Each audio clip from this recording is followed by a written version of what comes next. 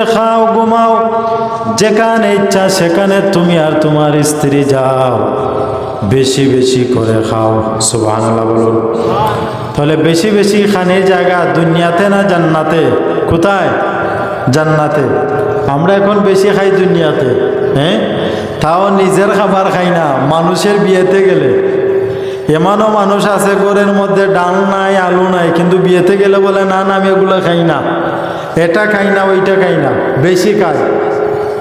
বলে তুমি কি খাইছো? বলে আমি তো কিছু খাই নাই, আপনার এক বাটি গরুর গোস্ত খেয়েছি, রোস্ট খেয়েছি, জাল ফ্রাই খেয়েছি, ডাল খেয়েছি, দই খেয়েছি।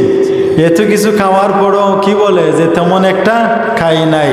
মানুষ আসলে বড় কৃতজ্ঞ, মানুষ বড় কি অকৃতজ্ঞ। আল্লাহ রব্বুল আলামিন বলেন, ইন্নাল ইনসানা লিরাব্বিহি লাকানুদ, নিশ্চয়ই মানুষ জাতি বড় কৃতজ্ঞ।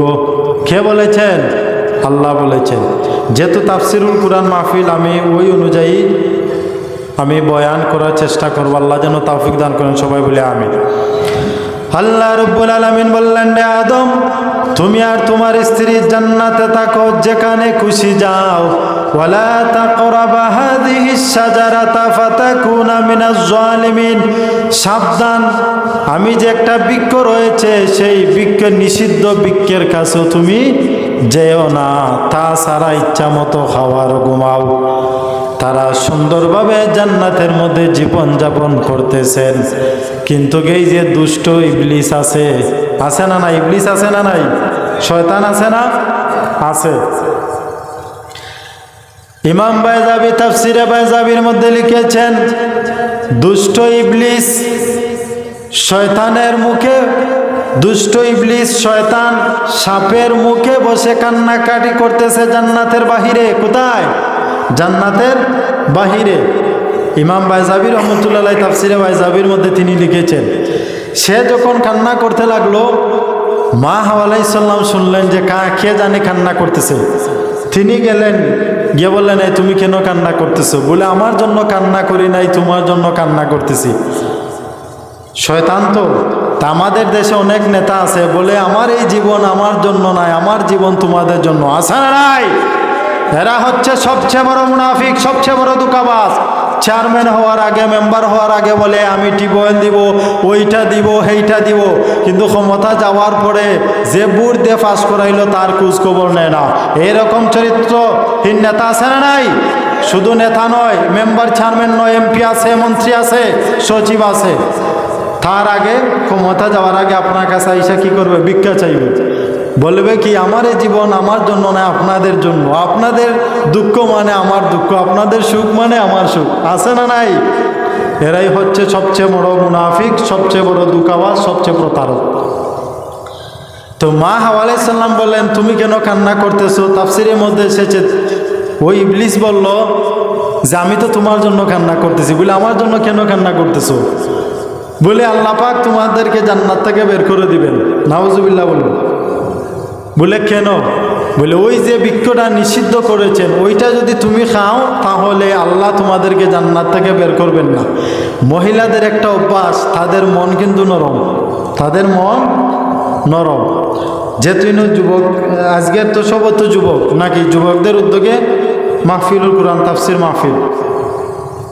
তো যুবকরা ভালো করে জানে মেয়েদেরকে কিভাবে পটাতে হয়। এটা শয়তান তাদের ভিতরে ঢুকাইয়া দিছে যে একটা মেয়েকে কিভাবে পটাতে হয় তারা ভালো করে জানে। একদমও সুন্দর না, বলবে যে তুমি তো অনেক সুন্দর। যখন মানে প্রশংসা শুরু করে একটা যুবক একটা মেয়েকে ফাঁদে পালানোর জন্য, তখন মেয়েটা বলে যে আসলে তো আমি সুন্দর, তুমি আমাকে প্রশংসা করতেছো এই জন্য, আসলে তুমি আমাকে অনেক বেশি ভালোবাসো। বর্তমান সমাজে আছে না নাই? আছে। তো এক মহিলা যদি কান্না করে, আর এক মহিলা বললো তুমি কেন কান্না করতেছো? বলে আমি জানি না, ওই মহিলা কান্না করতেছে দেখে আমিও কান্না করতেছি। বুঝতে পারছেন? তো বন্ধুরা, বাবারা আমার, মা হাওয়া আলাইহিস সালাম বলেন আমার জন্য কেন? বলে আল্লাহ তোমাকে জান্নাত থেকে বের করে দিবেন, তোমাকে এবং তোমার স্বামীকে। বলে কি করতে হবে? যদি তুমি বাঁচতে হও তাহলে বৃক্ষের কাছে যাও, তুমি ওই গন্ধমটা খেয়ে নাও। মা হাওয়া আলাইহিস সালাম যেটা আল্লাহ নিষিদ্ধ করেছেন সেটা তিনি খেয়ে ফেললেন। খাওয়ার পরে হযরত আদম আলাইহিস সালামকে নিয়ে গেলেন, ওনার কাছে নিয়ে গিয়ে বললেন যে আদম আমার স্বামী তুমি এটা খেয়ে নাও। আদম আলাইহিস সালাম বললেন রে হাওয়া আল্লাহ না নিষিদ্ধ করেছেন। মা হাওয়া আলাইহিস সালাম বললেন আল্লাহ নিষিদ্ধ করেছেন ওইটার কাছে যেতে, ওটার কাছে আমরা যেতাম না, এটা নিষিদ্ধ করেছেন, কিন্তু খেতাম না আমরা, যাতে আমরা খাইতে পারবো না এটা নিষিদ্ধ করেন নাই। মানে এটা হচ্ছে অপব্যাখ্যা, এটা হচ্ছে কি অপব্যাখ্যা। কি যুক্তি শয়তান শিখিয়ে দিছে যে তিনি বললেন কি যে আল্লাহ তো বলছেন ওইটার কাছে যেতাম না, ঠিক আছে, কিন্তু খেতে তো নিষেধ করেন নাই। হযরত আদম আলাইহিস সালামকে উনি খাওয়াইয়া দিলেন। যেই মাত্র নিষিদ্ধ বৃক্ষটা খেয়ে ফেললেন আমাদের আদি পিতা হযরত আদম আলাইহিস সালাম, সাথে সাথে শরীর থেকে জান্নাতের পোশাক খুলে গেল। হযরত আদম আলাইহিস সালামের মাথা নত হয়ে গেল, ওনার মাথা নত হয়ে গেল। তিনি মাথা মুবারক উঠাইলেন, দেখলেন স্বামী আর স্ত্রী উলঙ্গ। সামনে নজর করলেন, দেখলেন 3 গাছ আছে। কি গাছ আছে? 3 গাছ আছে। যেই 3-এর কসম আল্লাহ রাব্বুল আলামিন কুরআনুল কারীমের মধ্যে করেছেন। আল্লাহ বলেন ওয়াত-তিনি ওয়াজ-যাইতুনি ওয়া তুরি সিনিনা ওয়া হাযাল বালাদিল আমিন। সেই 3 গাছের পাতা দিয়ে লজ্জাস্থান ডাকলেন, মা হাওয়া আলাইহিস সালামেরও লজ্জাস্থান ডাকলেন। জান্নাতের দরজা খুলে গেল, স্বামী স্ত্রী বের হয়ে পড়লেন। আদম আলাইহিস সালাম গেলেন শ্রীলঙ্কায়। কোথায়? শ্রীলঙ্কায়। মা হাওয়া আলাইহিস সালাম গেলেন জেদ্দায়, সৌদি আরবের জেদ্দায়। এই ভুলের কারণে 2টি শাস্তি দিয়েছেন। কয়টি শাস্তি? 2টি শাস্তি। 1 নাম্বার বাড়ি থেকে বের করে দিলেন। আমাদের বাবা আদম আলাইহিস সালামের বাড়ি কোথায়? জান্নাতে। আমাদেরও বাড়ি কোথায়? জান্নাতে। 1 নম্বরে জান্নাত থেকে বের করে দিলেন, বাড়ি থেকে। আর 2 নম্বরে বিরহ যন্ত্রণা। 2 নম্বরে কি? বিরহ যন্ত্রণা, মানে স্বামী স্ত্রীকে আলাদা করে দিলেন। যখন তারা আলাদা হয়ে পড়লেন, হযরত আদম আলাইহিস সালাম তিনি তাওবার রাস্তা তালাশ করলেন, তাওবার রাস্তা তালাশ করলেন। দিন যায় রাত যায়, অনেক কান্নাকারি করতেছেন, তাওবা করতেছেন, আল্লাহ রব্বুল আলামিন কবুল করেন নাই। তিনি কান্না করতে করতে হঠাৎ একদিন মনে পড়ে গেল আল্লাহর জান্নাতের কথা। হোক সুবহানাল্লাহ। জান্নাতের কথা মনে পড়ে গেল। কারণ আমাদের আদি পিতা হযরত আদম আলাইহিস সালামকে যখন আল্লাহ রাব্বুল আলামিন সৃষ্টি করেছিলেন, শুকরিয়া তান আল্লাহর সিজদা আদায় করলেন। আসর থেকে মাগরিব পর্যন্ত আল্লাহকে সিজদা দিলেন। মাগরিবের সময় আল্লাহ রাব্বুল আলামিন বললেন ইরফা রাসাক, হে আদম তুমি মাথা উঠাও। তুমি কি করো? মাথা উঠাও। হযরত আদম আলাইহিস সালাম যখন মাথা মুবারক উঠাইলেন, উঠাইয়া তিনি দেখলেন আরশে মুআল্লা, আরশে আযিমে দেখলেন নূরে মুহাম্মদি, মুহাম্মদ সাল্লাল্লাহু আলাইহি সাল্লামের নূর দেখা যায়। হোক সুবহানাল্লাহ। তারপরে তিনি দেখলেন বিসমিল্লাহির রহমানির রহিম, লা ইলাহা ইল্লাল্লাহ মুহাম্মাদুর রাসূলুল্লাহ। জুরে হোক সাল্লাল্লাহু আলাইহি ওয়াসাল্লাম। হযরত আদম আলাইহিস সালাতু ওয়াস সালাম বললেন, আয় আল্লাহ, আরশে আযিমে তোমার নামের পাশে যে নাম দেখলাম মুহাম্মাদুর রাসূলুল্লাহ, তোমার অবশ্যই প্রিয় নাম। আল্লাহ, ওই মুহাম্মদ নামের উসিলায় আমার তওবা তুমি আল্লাহ কবুল করে নাও। হোক সুবহানাল্লাহ। মাওয়াহিবুল্লাহ দুনিয়া ইমাম কাস্তালানী রহমতুল্লাহ আলাইহি লিখেছেন 350 বছর, 460 বছর, 600 বছর আদম আলাইহিস সালাম কান্না করেছেন, তাওবা কবুল করে নাই। যেই মাত্র নবীর উসিলা নিয়ে তিনি তাওবা করলেন, নবীর উসিলা আদম আলাইহিস সালামকে ক্ষমা করে দিলেন আর নবিউল্লাহ বানায়া দিলেন। বলুন সুবহানাল্লাহ। এই ঘটনা বলার উদ্দেশ্য হলো যে তাওবা কি জিনিস আপনাদেরকে বোঝানোর জন্য। তাওবা কি জিনিস বোঝানোর জন্য। আল্লাহ রব্বুল আলামিন তারপরে কুরআনুল কারীমের আয়াত নাজিল করলেন, রব্বানা যালামনা আনফুসানা ওয়া ইল্লাম তাগফির লানা ওয়া তারহামনা লানাকুনান্না মিনাল খাসিরিন। ওগো আল্লাহু আকবার, দুই বোকা সাল্লাল্লাহু আলা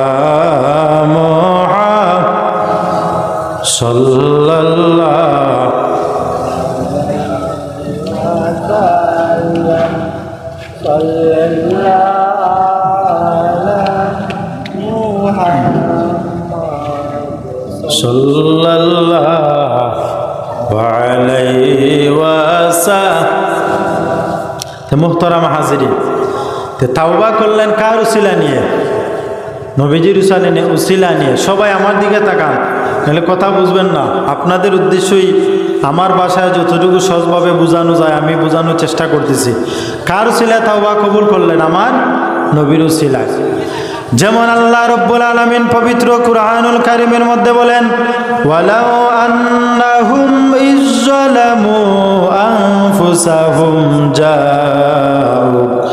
জাউকা ফাস্তাগফিরুল্লাহা ওয়াস্তাগফারা লাহুমুর রাসূল লাওয়াজাদুল্লাহা তাওয়াবার রাহিমা।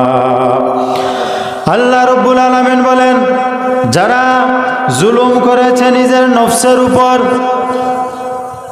এবং গুনাহ করেছে, আল্লাহ রব্বুল আলামিন বলেন, তোমরা যারা জুলুম করেছো তোমরা আমার রাসূলুল্লাহর দরবারে চলে যাও, সেখানে যাইয়া আমার নবীর উসিলা নিয়ে দোয়া করো। তোমার জন্য রে বান্দা আমার রাসূল যদি সুপারিশ করেন, নবীর উসিলায় আমি তোমাদের জীবনের গুনাহগুলি মাফ করে দিব। হোক সুবহানাল্লাহ। এখন যে তাওবার কথা আমি বলতেছি, আপনারা শুনুন মনোযোগ সহকারে, ধৈর্য ধরে আপনারা আমার কথা শোনার চেষ্টা করুন। তাওবা কখন পর্যন্ত কবুল হয়? তাওবা কখন পর্যন্ত কবুল হয়? তাওবা মালাকুল মউত আজরাইল আলাইহিস সালাতু ওয়াস সালাম আসার আগ পর্যন্ত। মালাকুল মউত আজরাইল আলাইহিস সালাতু ওয়াস সালাম আসার আগ পর্যন্ত কি তাওবা কবুল হয়? এখন তো আপনার আসেন, স্টেজে আসেন, মুরব্বী সাহেব আসেন, আসেন, সমস্যা নেই, আসেন। তো সম্মানিত হাজিরিন, তাওবা কবুল হয়, তাওবা কবুল হয় মালাকুল মউত আজরাইল আসার আগ পর্যন্ত। মালাকুল মউত আজরাইল আলাইহিস সালাতু ওয়াস সালাম যদি চলে আসেন, তারপরে আর তাওবা কবুল হবে না। এখন তো আমরা অনেক মানুষ আছি গুনাহ করার পরেও তাওবা করতে রাজি নাই। অথচ তাওবার ব্যাপারে আল্লাহ কি বলেন? আল্লাহ কাদেরকে বেশি পছন্দ করেন? আল্লাহ রব্বুল আলামিন পবিত্র কুরআনুল কারীমের মধ্যে বলেন, ইন্নাল্লাহা ইউহিব্বুত তাওয়াবিনা ওয়া ইউহিব্বুল মুতাতাহহিরিন। হোকা সুবহানাল্লাহ। নিশ্চয় আল্লাহ তাওবাকারীকে এবং পবিত্রতা অর্জনকারীকে বেশি ভালোবাসেন, পছন্দ করেন। হোকা সুবহানাল্লাহ। আল্লাহ কাকে পছন্দ করেন? তাওবাকারীকে এবং পবিত্রতা অর্জনকারীকে। এখন আমি একটি হাদিস বলি আপনাদেরকে, যে তাওবা মানে একটা জিনিস, তাওবায় মানুষকে অনেক বড় দরজায় নিয়ে যাবে। যারা তাওবা করে সব সময়, তাদেরকে কোথায় নিয়ে যাবে? অনেক বড় জায়গায় নিয়ে যাবে। আপনি ওলি হয়ে যেতে পারবেন, আপনি নামাজি হয়ে যাবেন, আল্লাহওয়ালা হয়ে যাবেন, যদি সব সময় ইস্তেগফার করেন, তাওবা করেন, আল্লাহর কাছে কান্নাকাটি করেন। তো দুঃখজনক বিষয় হলো সত্য, এখন আমরা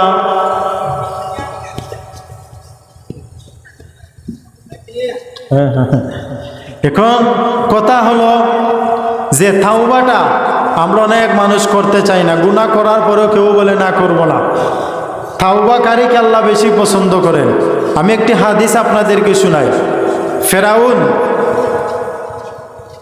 ফেরাউন তো অবশ্যই আপনারা চিনেন ফেরাউনকে চিনেন এমন কোনো মানুষ নাই।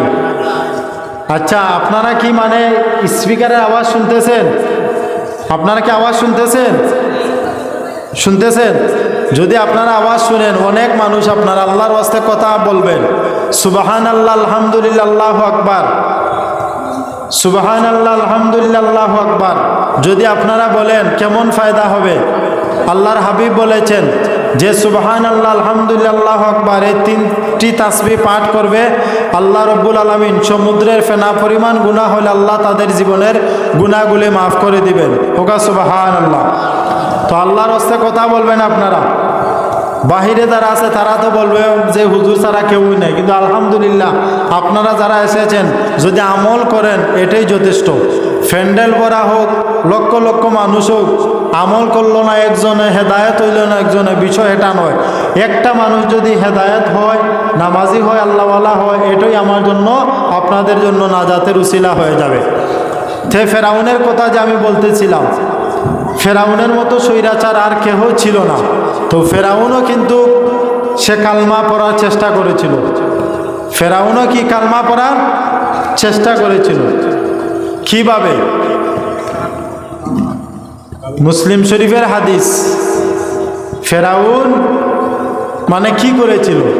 যখন সে নদীর মধ্যে পড়ে গেল, বাহরে কালজুম যে নদীটা ছিল সেখানের মধ্যে যখন সে হাবুডুবু করতে লাগলো, যখন তার মাটির নিচে চলে গেল, তখন সে কালমা পড়তে লাগলো। তখন সে কি পড়তে লাগলো? মুসলিম শরীফের হাদিস, ফেরাউন পড়তে লাগলো আমানতু বিল্লাহিল্লাযী লা ইলাহা ইল্লা হুয়াল্লাযী আমানাত বিহি বানু ইসরাঈল। ফেরাউন পড়তে লাগলো আমি ঈমান আনলাম সেই মাবুদের উপর যিনি ছাড়া কোনো ইলাহ নেই, খোদা নেই, যার উপর ঈমান এনেছে, যাকে বিশ্বাস করেছে মূসা এবং বনি ইসরাঈল। সে কালমা পড়তে লাগলো।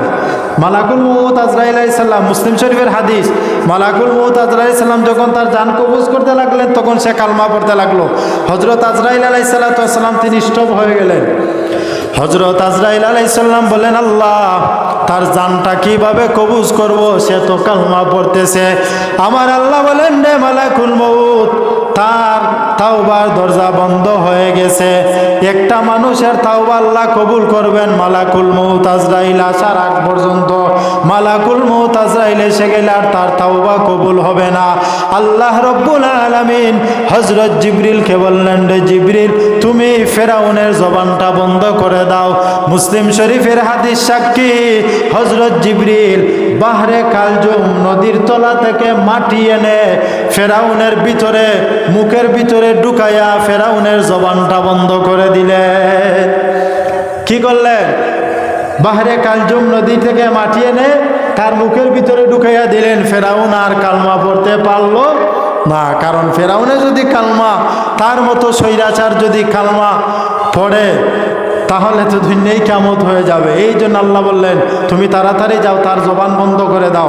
হযরত জিবরিল তার মুখের ভিতরে মাটি ঢুকাইয়া দিলেন, তার জবান বন্ধ হয়ে গেল। মালাকুল মউত আজরাইল তার জান কবজ করলেন।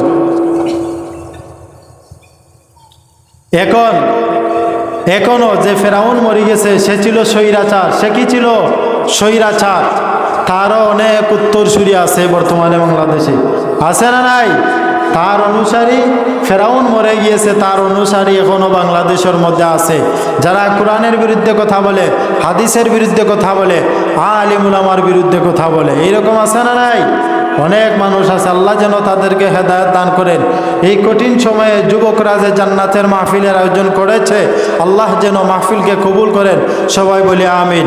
দুশিবকাউ সাল্লাল্লাহ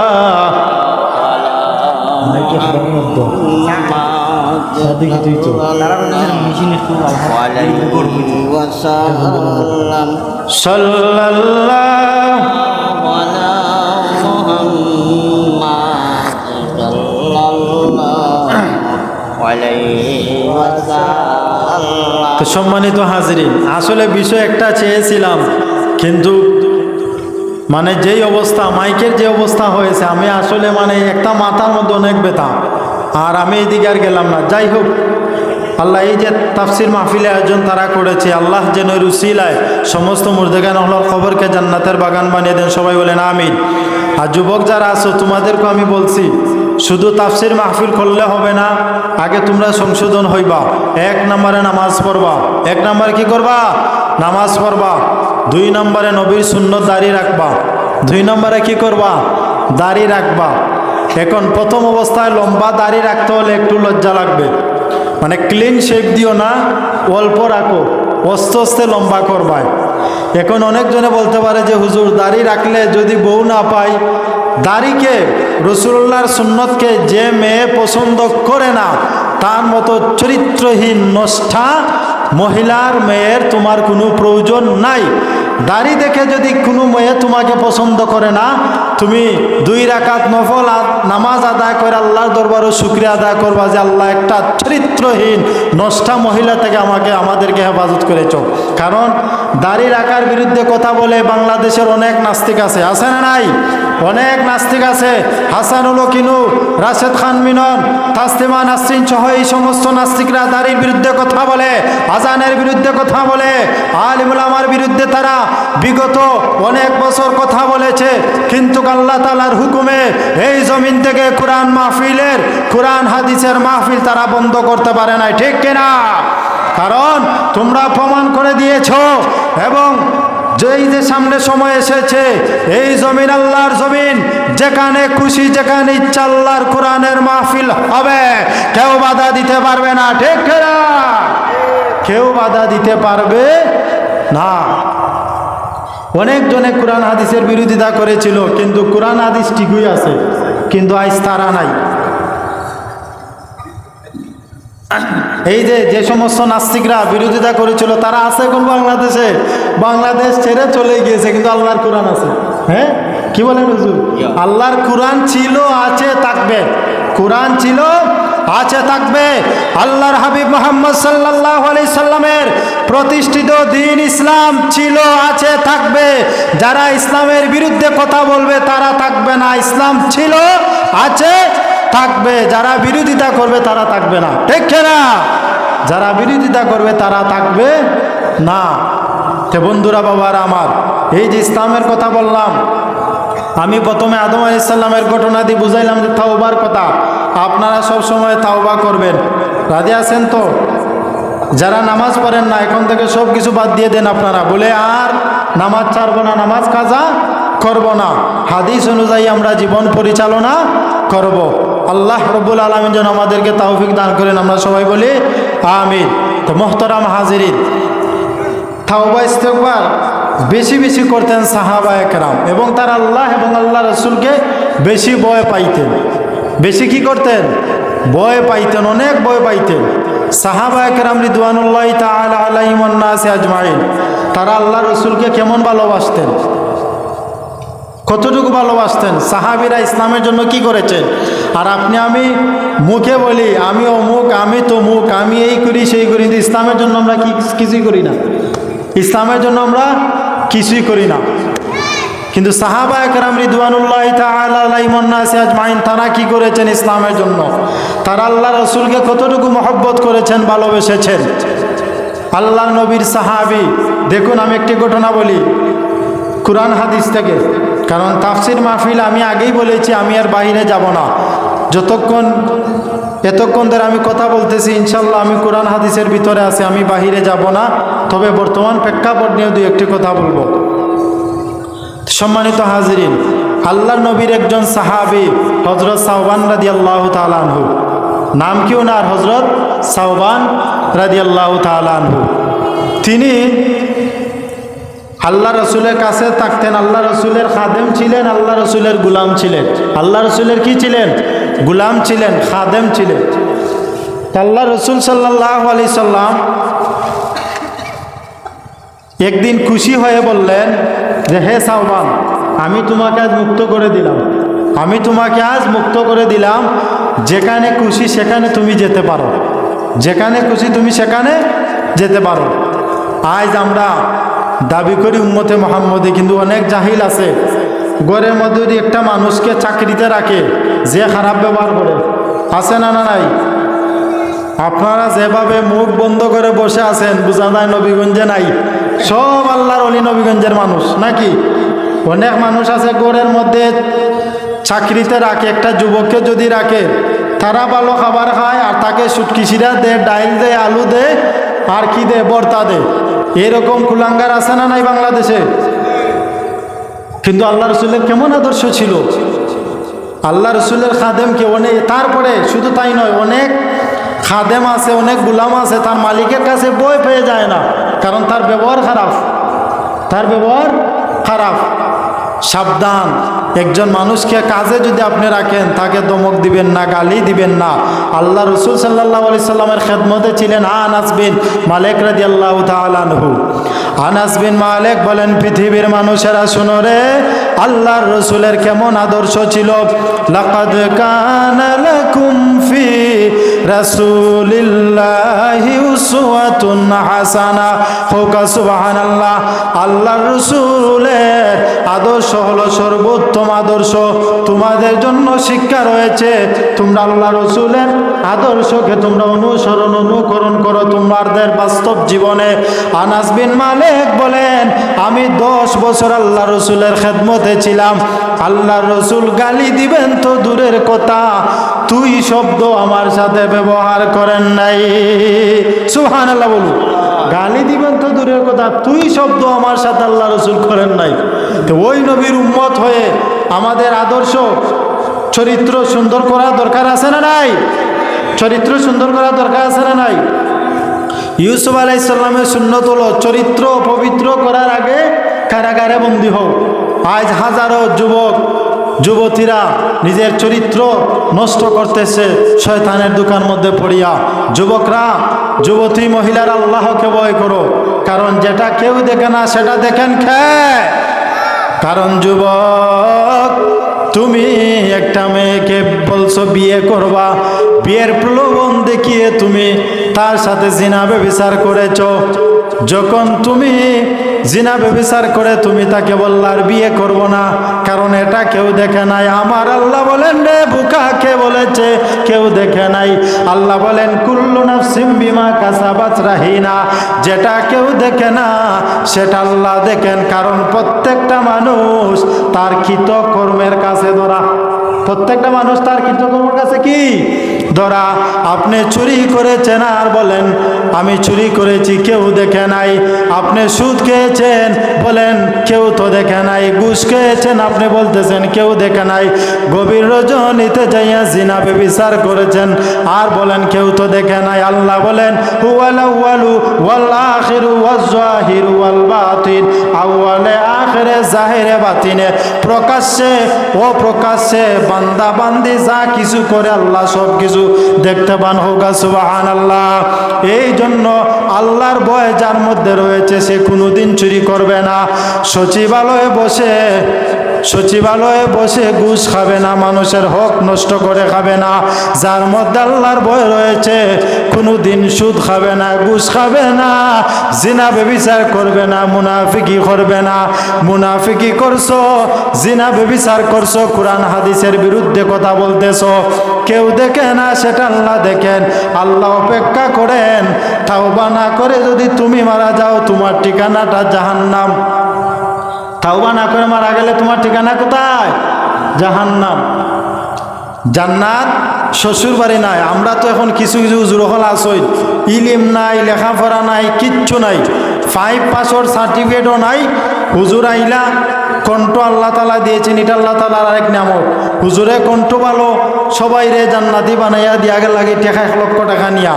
ফায়দা কিতাব? ফজরের নামাজও নাই, ফজরের নামাজ নাই।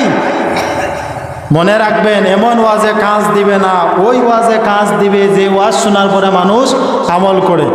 এই যে আমি আয়াত বললাম, যদিও আপনারা না বুঝেন, শুধু শুনেছেন, প্রত্যেকটা অক্ষরের নূর আল্লাহ তাআলা আপনার আমার সিনার মধ্যে ঢেলে দিবেন। সুবহানাল্লাহ বলুন। কোরআন হাদিসের আলোচনা যেখানে হয়, অর্থাৎ কোরআন শরীফ আপনি পড়তে পারেন না, আপনি যদি শুধু কোরআন তিলাওয়াত শুনেন তার মধ্যে সব আছে, আর কিচ্ছা কাহিনী শোনার মধ্যে কোনো সব নাই। মজা লাগবে, চানাচুর খাইতে স্বাদ লাগে। আপনি আপনাদের বাজারে আছে, গুমগুমিয়া বাজারে, একটা নাগামরিচ দিয়ে আপনি চানাচুর খান, খুব স্বাদ লাগবে, কিন্তু পরে পেটের অবস্থা কি হবে? কোরআন হাদিস ছাড়া শুধু কিচ্ছা কাহিনী যারা শুনে উপস্থিত টাইমে মজা লাগবে, কিন্তু পরবর্তীতে আর কিছুই মনে থাকবে না। আর কোরআন হাদিসের কথা যদি আপনি শুনেন, কোরআনের আয়াত শুনেন, কোরআন তেলাওয়াত শুনেন, শোনা মাত্রই সব হবে। প্রত্যেকটা অক্ষরের নূর আল্লাহ আপনার আমার সিনার মধ্যে ঢেলে দিবেন। হোক সুবহানাল্লাহ। তা আমি আমার যে ঘটনা বলতেছিলাম যে রসুল্লাহ সাল্লাল্লাহু আলাইহি সাল্লাম সাহাবীদেরকে, সাহাবায়ে কেরাম রসুলুল্লাহকে কেমন ভালোবাসতেন। আল্লাহর নবীর সাহাবী হযরত সাওবান রাদিয়াল্লাহু তাআলা আনহু, আল্লাহ রসুল খুশি হয়ে বললেন আমি তোমাকে মুক্ত করে দিলাম। তো হযরত সাওবান তিনি কি করতেন, তিনি বেশিরভাগ আল্লাহ রসুলের কাছে থাকতেন, তিনি সবসময় আল্লাহ রসুলের কাছে থাকতেন। কাজ শেষ হয়ে গেলে তিনি তাড়াতাড়ি চলে আসতেন। আমার নবী বললেন রে সাওবান তুমি তাড়াতাড়ি কেন চলে আসো? হযরত সাওবান বললেন নবী গো, ও মায়ার নবী, দয়ার নবী, আমি কাজে যদিও যাই, বাজারে যদিও যাই, বাড়িতেও যদি যাই, আমার ভালো লাগে না, কারণ আপনার নূরময় চেহারাকে না দেখলে আমার ভালো লাগে না। নবী গো, আমি কাজ শেষে আমি আপনার দরবারে তাড়াতাড়ি চলে আসি, এই জন্য আপনার কাছে আমি যতক্ষণ থাকি, আপনার নূরময় চেহারার দিকে যতক্ষণ আমি তাকাই, ততক্ষণ আমার কাছে ভালো লাগে, শান্তি লাগে। হোক সুবহানাল্লাহ। আমার নবীর চেহারা মোবারক কেমন ছিল? আমার নবীর চেহারা কেমন ছিল রে মুসলমান? শামাইল তিরমিজির হাদিস, ইবনে আব্বাস বলেন ইদা তাকাল্লামা রুইয়া কান্নুর ইয়াখরুজু মিন বাইনিস সানায়া। আমার নবীর চেহারা ছিল চাঁদের চেয়ে সুন্দর। আল্লাহু আকবার বলেন। আমার নবী যখন কথা বলতেন সামনের দাঁতের ফাঁক দিয়া নূর বের হতো। হোক সুবহানাল্লাহ। বুখারীর বর্ণনা, আনাস বিন মালিক বলেন আমার নবী যুদ্ধের ময়দানে যাইয়া খালেদ সাইফুল্লাহর জন্য দোয়া করলেন। রাসূলুল্লাহ হাত মুবারক উঠাইতে উঠাইতে অনেক উপরে উঠাইলেন। আনাস বিন মালিক বলেন রাসূলুল্লাহর বগল থেকে যে নূর বের হলো, আলো বের হলো, সেটা আমি দেখতে পেলাম। হোক সুবহানাল্লাহ। হযরত সাওবান আল্লাহ রাসূলের দরবারে আসতেন আর বলতেন আপনাকে না দেখে ভালো লাগে নাই, কিন্তু একদিন তিনি দেরিতে আসলেন। কিন্তু একদিন তিনি কি করলেন? দেরিতে আসলেন। আল্লাহ রসুল বললেন রে সাওবান তুমি কেন দেরিতে আসলা? হযরত সাওবানের চেহারা মলিন, ওনার মনের অবস্থা ভালো না। আমার নবী বললেন রে সাওবান তুমি কেন আজ দেরিতে আসলা? তোমার চেহারা কেন মলিন? কি হয়েছে তোমার আমাকে বলো। হুজুর আমি খুব টেনশনের মধ্যে আছি, আমি খুব চিন্তিত। বলে কি কারণে? ইয়া রাসূলুল্লাহ নবী গো, দুনিয়াতে আপনার চেহারা মোবারক না দেখলে আমি বাঁচতে পারি না, থাকতে পারি না। আপনি জান্নাতুল ফেরদাউসের সুউচ্চ মাকামে থাকবেন। কোনো কারণে যদি আমি সাওবান আল্লাহর জান্নাতে যেতে না পারি, আপনার চেহারা মোবারক কিভাবে দেখব? আমি সেই টেনশনের মধ্যে আছি। হোক সুবহানাল্লাহ। যে আপনার চেহারা না দেখলে আমি থাকতে পারি না, যদি কোনো কারণে আমি জাহান্নামে চলে যাই, আপনার চেহারা কিভাবে দেখব? আল্লাহ সাথে সাথে হযরত সাওবানের শানে আয়াত নাযিল করলেন। সুবহানাল্লাহ বলুন। ومن يطع الله والرسول فأولئك مع الذين أنعم الله عليهم من النبيين والصديقين والشهداء والصالحين। আল্লাহ সাথে সাথে আয়াত নাযিল করে জানায়া দিলেন যারা আল্লাহর আনুগত্য করে, রাসূলুল্লাহর আনুগত্য করে, তারা নিয়ামত প্রাপ্ত বান্দাদের সাথে জান্নাতের সঙ্গী হবে। নিয়ামত প্রাপ্ত কারা? মিনান নবিয়িন, এক নম্বর নবীগণ, ওয়াস সিদ্দিকিন, সত্যবাদীগণ, ওয়াস শুহাদাই ওয়াস সালিহিন, শহীদগণ, নেককারগণ। হোক সুবহানাল্লাহ। হযরত সাওবানের কলিজাটা ঠান্ডা হয়ে গেল, তিনি খুশি হয়ে গেলেন। হোক সুবহানাল্লাহ। দুশি বকা সাল্লাল্লাহু আলা মুহাম্মদ সাল্লাল্লাহু আলাইহি ওয়াসাল্লাম সাল্লাল্লাহু আলা মুহাম্মদ সাল্লাল্লাহু আলাইহি ওয়াসাল্লাম। সম্মানিত হাজির, সময় হয়ে গেছে। যাই হোক, যা কিছু আলোচনা করলাম, এক নম্বরে কি বলেছি মনে আছে? তাওবার কথা বলেছি। দুই নম্বরে পবিত্রতার কথা বলছি। পবিত্রতা কিভাবে অর্জন করবে? অনেক মানুষ আছে পেশাব করে ডিলা ব্যবহার করে না, এরা জাহান্নামে যাবে। এরা কোথায় যাবে? জাহান্নামে। প্রস্রাব করে ডিলা ব্যবহার করবেন। এখন তো সহজ বের হয়েছে, টিস্যু আছে,